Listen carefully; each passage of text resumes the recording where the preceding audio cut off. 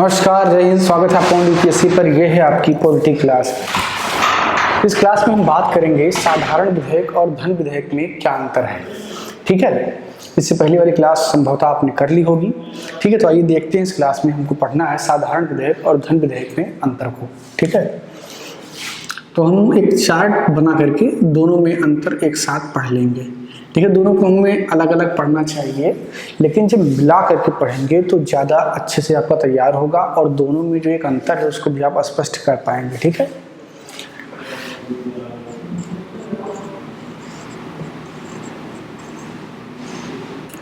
साधारण विधेयक और धन विधेयक।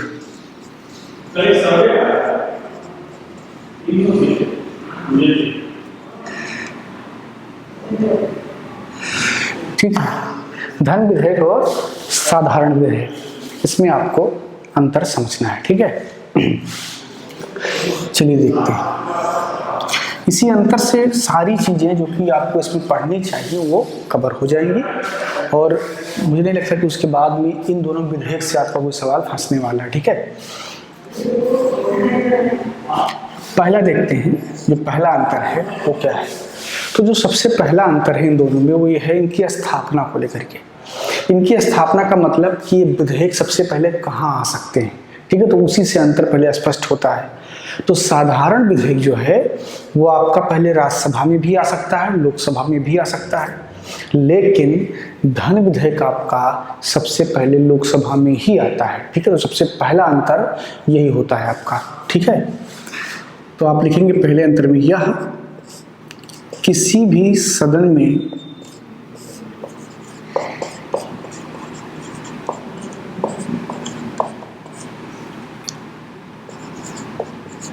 शुरुआत में पूरा स्थापित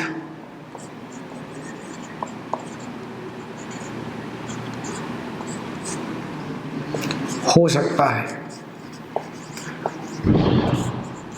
ठीक है, यानी कि जो आपका साधारण विधेयक है वो किसी भी सदन में, चाहे राज्यसभा हो या लोकसभा हो, कहीं भी वो पुरस्थापित हो सकता है। ठीक है, पुरस्थापित होने का सामान्य सा मतलब ये है, देखिए ये जो भाषाएं हैं ये थोड़ा सा टिपिकल इसलिए हैं क्योंकि जो इनको लिखने वाले लोग थे वो काफ़ी पढ़े लिखे लोग थे, तो उन्होंने उसको सामान्य भाषा में नहीं लिखा। अगर सामान्य भाषा में लिख दिया होता तो हम जैसे लोगों का क्या होता, जो टीचर है, टीचर का काम है कि उन्हीं सिद्धांतों को सामान्य भाषा में आपको समझा देना। तो पूरा स्थापित का मतलब ये होता है कि विधेयक को संसद में पेश करना। ठीक है, धन विधेयक के केस में क्या होता है कि धन विधेयक सबसे पहले लोकसभा में ही पेश किया जा सकता है। ये बेसिक अंतर होता है दोनों में। ठीक है, इसे पहले लोकसभा में ही पेश किया जा सकता है।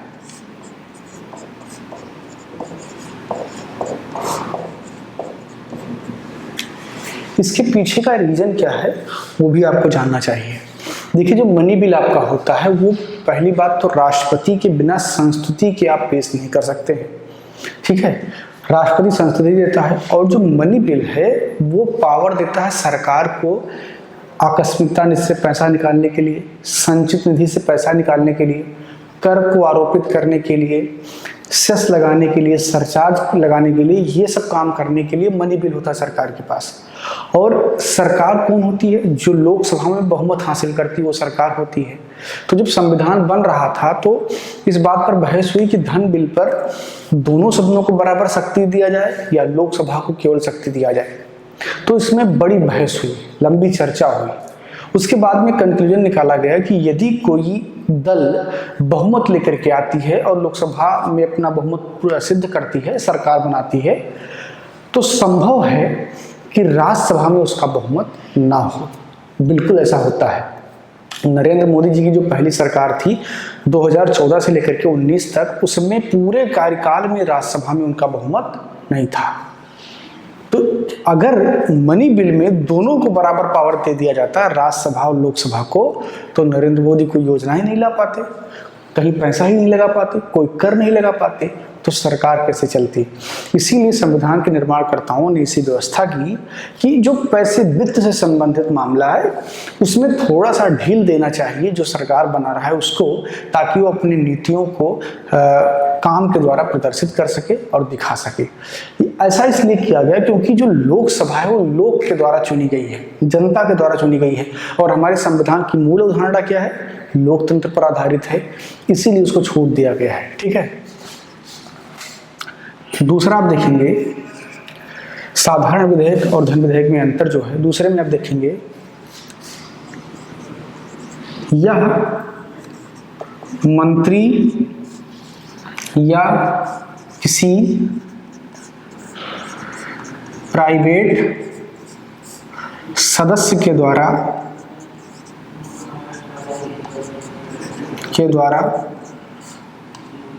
प्रस्तुत किया जाता है।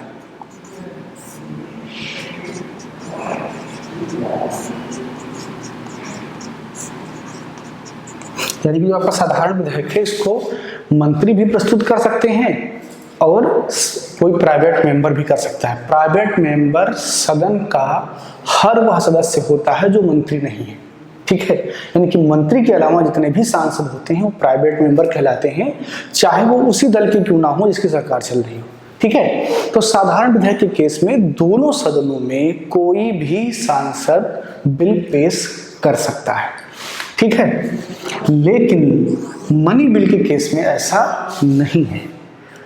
धन विधेयक को केवल और केवल मंत्री प्रस्तुत कर सकते हैं, कोई प्राइवेट सदस्य नहीं पेश कर सकता। तो यहां पर आप लिखेंगे धन विधेयक को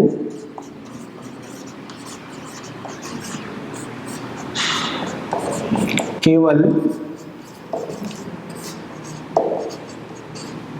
मंत्री पेश कर सकते हैं।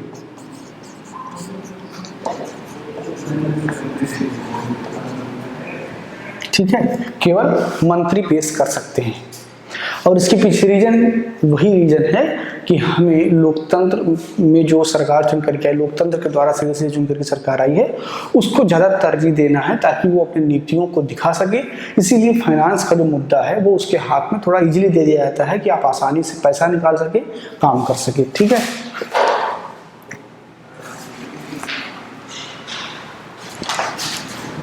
तीसरा अंतर देखेंगे आप, इसे सदन के अध्यक्ष द्वारा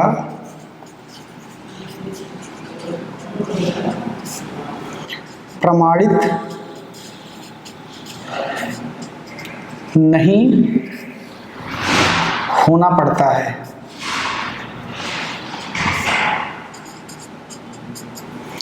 जबकि जो आपका धन विधेयक होता है इसको लोकसभा अध्यक्ष प्रमाणित करता है कि यह मनी बिल है।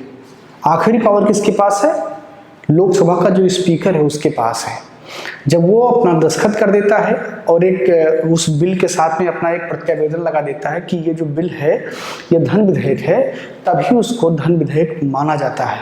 अगर वो ऐसा नहीं करता है तो कोई भी विधेयक धन विधेयक नहीं हो सकता है।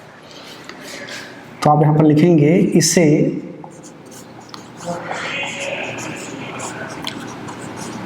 लोकसभा के अध्यक्ष के द्वारा प्रमाणित किया जाता है। प्रमाणित किया जाता है। ठीक है। तो धन विधेयक को लोकसभा के अध्यक्ष के द्वारा प्रमाणित किया जाता है। ये जरूरी है, जब तक वो प्रमाणित नहीं करेंगे तो वो धन विधेयक नहीं माना जाएगा। ये तीनों आपने नोट कर लिया हो तो आगे बढ़ते हैं। और अगर आपने नोट अभी तक नहीं किया है तो वीडियो को पॉज कर दीजिए, थोड़ा पीछे कर दीजिए, स्क्रीनशॉट ले लीजिए या नोट कर लीजिए रोक करके। ठीक है।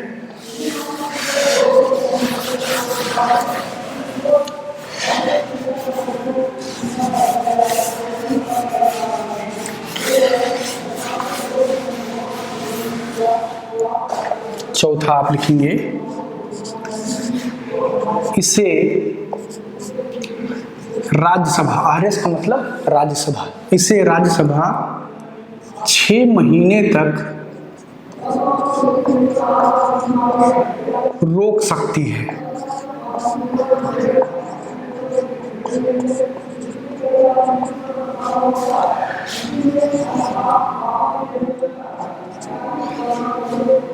इसे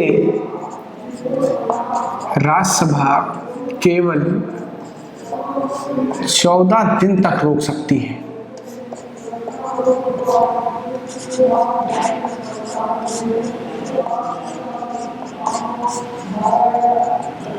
इसे केवल 14 दिन तक रोक सकती है। इस केस में 6 महीने तो रोक सकती है। साधारण विधेयक में क्या होता है, दोनों सदनों के पास बराबर बराबर पावर होता है, ठीक है। तो होता क्या है कि जैसे मान लीजिए लोकसभा में कोई बिल आया, वहां पर पास हो गया, क्योंकि सरकार मेजॉरिटी में ही होती है तो पास करवा लेती है।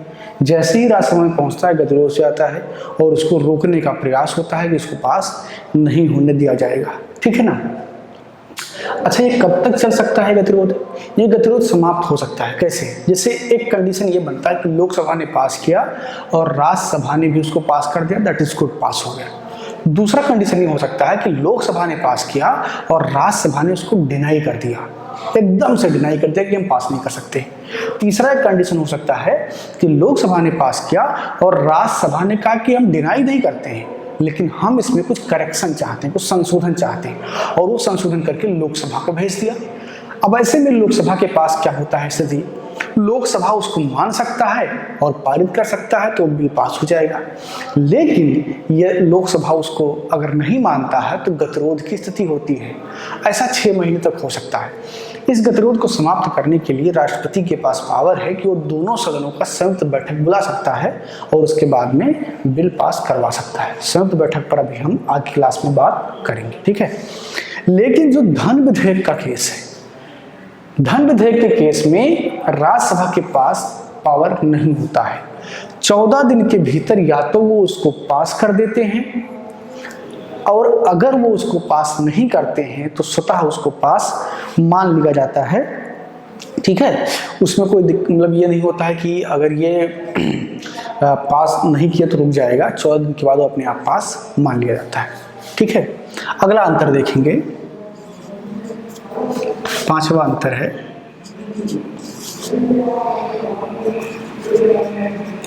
इसके स्वीकार न किए जाने पर,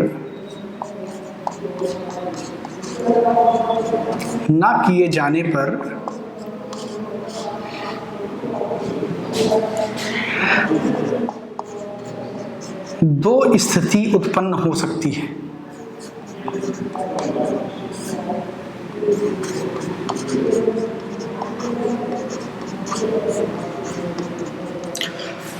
इसके स्वीकार न किए जाने पर 2 स्थिति उत्पन्न हो सकती है।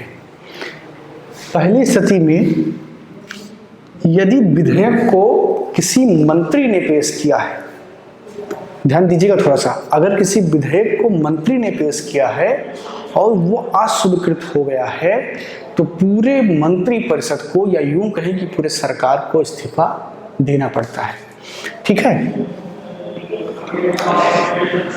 मंत्री के केस में क्या होगा, मंत्री परिषद को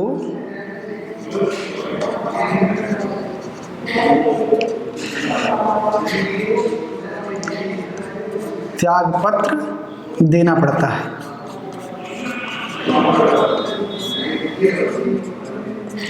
जो दूसरा वाला केस है, यदि कोई प्राइवेट मेंबर, ठीक है, यदि कोई प्राइवेट मेंबर यानी कि जो मंत्री नहीं है, अगर वो बिल लेकर के आया है तो इस केस में त्यागपत्र नहीं देना होता है।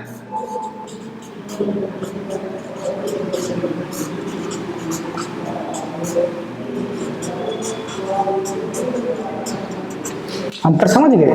यानी कि अगर साधारण विधेयक अस्वीकृत होता है तो उस केस में क्या होगा कि मंत्री परिषद को त्यागपत्र देना पड़ सकता है, लेकिन अगर कोई प्राइवेट मेंबर लेकर के आता तो ऐसा जरूरी नहीं है।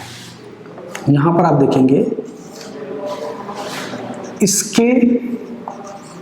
इसके मतलब धन विधेयक के, इसके स्वीकार ना किए जाने पर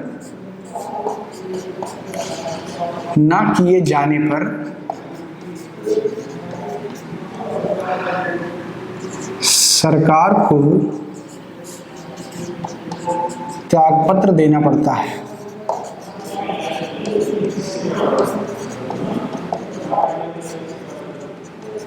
ठीक है, यानी कि मनी बिल आपका पास होना ही होना चाहिए। ठीक, उम्मीद करता हूं कि आपने नोट कर लिया होगा। अगर नोट नहीं किया है तो आप इसको पास कर दीजिए, स्क्रीनशॉट ले लीजिए। एक अंतर और देखते हैं, उसके बाद में फिर हम इसे समाप्त करते हैं।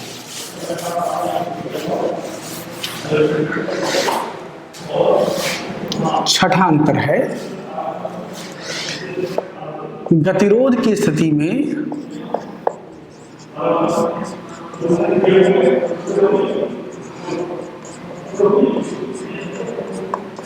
गतिरोध की स्थिति में संयुक्त बैठक बुलाया जा सकता है।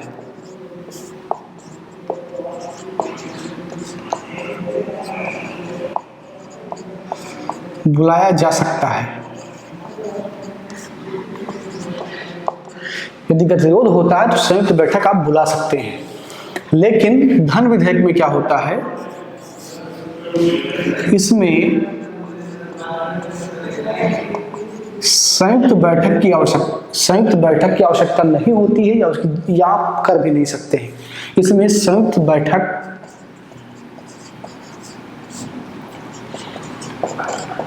नहीं हो सकती है।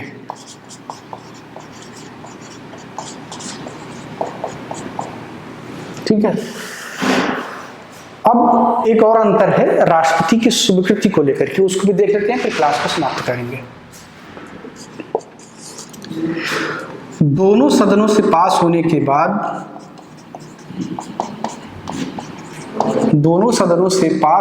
बाद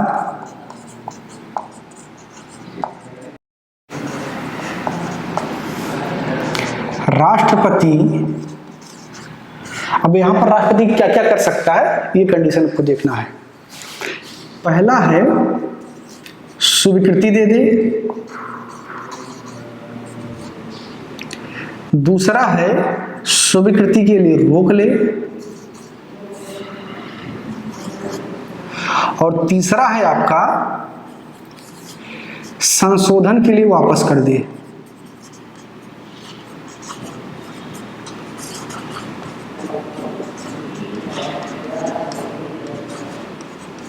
ये तीन कंडीशन होते हैं साधारण विधेयक के केस में। या तो स्वीकृति दे दे कि ठीक है हमको भी मंजूर है, सिग्नेचर कर दे, विधेयक फाइनल। दूसरा है कि वो कह दे कि नहीं हम इसको देखेंगे, एनालाइज करेंगे, अगर हमको करना होगा तो हम कर देंगे। उसको पॉकेट वीटो कहा जाता है कि जेब में डाल दिया, फैसला नहीं दिया। यह भी पावर है राष्ट्रपति के पास। तीसरा होता है कि उसको कुछ दिक्कत है वो प्रोविजंस में, वो बोलेगा कि इसको आप संशोधन करके दीजिए। हाँ, जब संशोधन करके एक बार सदन उसको फिर से दे देगा तो राष्ट्रपति को पास करना ही होता है, वो रोक नहीं सकता है। ठीक है, इसके केस में क्या होता है, धन विधेयक के केस में होता है आपका, इसको राष्ट्रपति या तो स्वीकृति दे सकता है या स्वीकृति के लिए रोक सकता है, अस्वीकृति नहीं दे सकता है। और इसके पीछे रीजन क्या होता है, क्योंकि राष्ट्रपति के पूर्व संस्तुति पर ही ये पेश किया जाता है, तो ऐसा कोई कंडीशन बनता ही नहीं कि इसको राष्ट्रपति रोकेगा। ठीक है, इसे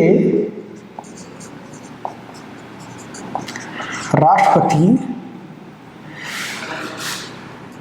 स्वीकृति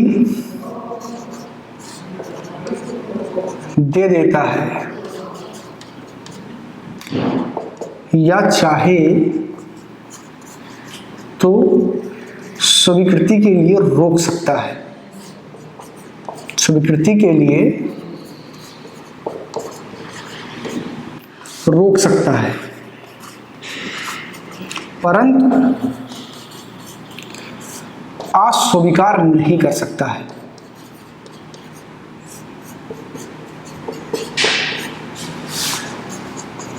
नहीं कर सकता है, यानी कि डिनाई करने का पावर इस केस में नहीं होता है। ठीक है ना, तो ये था आपका साधारण विधेयक और धन विधेयक के बीच में अंतर। उम्मीद करता हूं कि आपको पूरी बात समझ में आई होगी। अगली क्लास में हम बात करेंगे संविधान संशोधन विधेयक पर। इस क्लास में इतना ही। क्लास को लाइक कीजिए, शेयर कीजिए, अपनी राय अपने सवाल कमेंट बॉक्स में छोड़ दीजिए, संभवतः उस पर हम जवाब दें। बहुत बहुत धन्यवाद।